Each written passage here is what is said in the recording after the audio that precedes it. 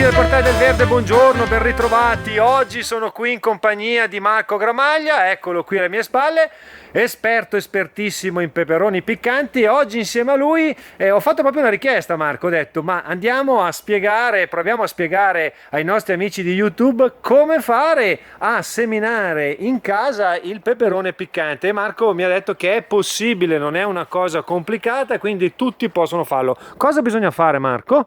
Per riprodurre, per avere, logico, non un ben di Dio come quello che c'hai, ma avere la soddisfazione di farsi qualche bella pianta di peperone piccante. Allora, cominciamo dall'inizio. Per seminare abbiamo bisogno del seme, ovviamente. Certo. Abbiamo diverse opzioni: o compriamo il seme, oppure se abbiamo già delle piante possiamo autoprodurci il seme. Autoprodurci il seme cosa significa? Questa che pianta è, Marco? Questo è un alapegno come varietà, Capsicum annum, quindi peperone che appartiene alla specie annum, conosciutissimo in Messico. È una delle varietà più precoci, quindi adesso è già a maturazione. Questo è già maturo, come? Questo è già maturo. Guardate che bello, guardate che bello. Classico colore rosso. Ovviamente all'interno ha il seme. Adesso procediamo all'apertura, ecco, così potete vedere. E questo c'è un mese particolare dove si può fare questa operazione? Allora, il periodo di raccolta del seme è quando il frutto è ben maturo, quindi non a questo stadio, ma quando comincia già ad appassire. I semi sono attaccati alla parte bianca all'interno del frutto, tecnicamente chiamata placenta.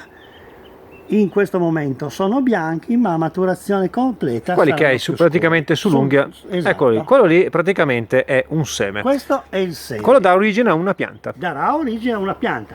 Come potete vedere all'interno di una bacca, tecnicamente il frutto è una bacca, contiene diversi semi. Una bacca può contenere 50-60 semi e sono tutti fertili. Quindi tutti nasceranno se avremo l'accortezza di seguire le regole. Vediamo queste regole in sintesi. Molto semplici in realtà, non è poi così difficile far nascere le piante.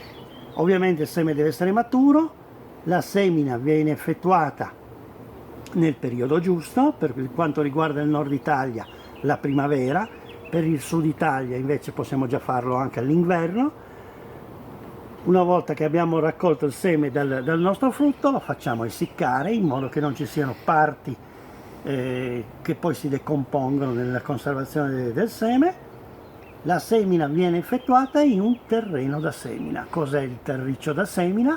È un normale terreno composto da torbe e sabbia ben drenato, in modo che il seme possa effettuare la sua funzione base, che è quella di creare una nuova pianta.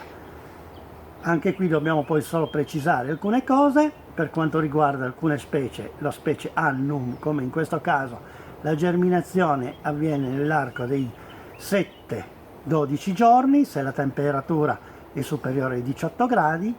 Per altre specie, come tipo habanero, che appartiene alla specie chinense, i tempi di germinazione sono più lunghi. Quindi bisogna ricordarsi che i tempi di germinazione sono legati alla specie di appartenenza del vegetale. Alcuni ci mettono un pochettino più di tempo, altri sono decisamente più veloci. Avendo queste informazioni possiamo ovviamente creare un nostro sistema di semina.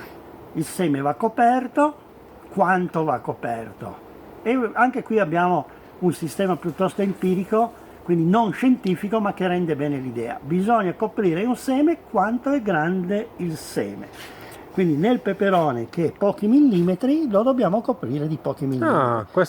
Se noi seminiamo un fagiolo che è di alcuni centimetri, lo dobbiamo coprire di alcuni centimetri. Quindi Marco mi sta dicendo che se io lo metto sotto 15 centimetri di terra non abbiamo nessuna possibilità. So che ho fatto una domanda banale, però devo anche cercare di fare le domande che uno si può fare, chi guarda. Non nascerà mai, perché ha uno spazio troppo ampio per poter uscire.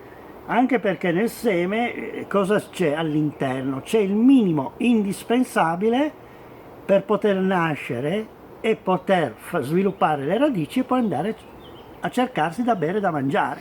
Quindi ricordiamoci, Sono poche. bene, perciò queste sono le uniche, diciamo così, attenzioni che bisogna avere per avere delle nuove piante di peperone piccante. Certo, giusto? la tecnica di semina ovviamente è una tecnica generale che Certo. vale per tutti i vegetali. Nel peperone piccante l'importante è questo: un terriccio di semina ben drenato, quindi l'acqua deve scolare via molto velocemente, e soprattutto la temperatura. È chiaro che se noi invece su un altro tipo di vegetale, che sia un'orticola, che sia quello che volete voi, dipende dalle caratteristiche genetiche Certo. della varietà e della specie. Niente, noi comunque parlando di peperoni piccanti abbiamo visto che il peperone piccante vuole queste due cose soprattutto: il terreno ben drenato e una temperatura giusta. Quale sarebbe? E fra i 18 e i 24 gradi. Bene, perciò troviamo questa situazione e avremo anche noi delle nuove giovani piante di peperone piccante.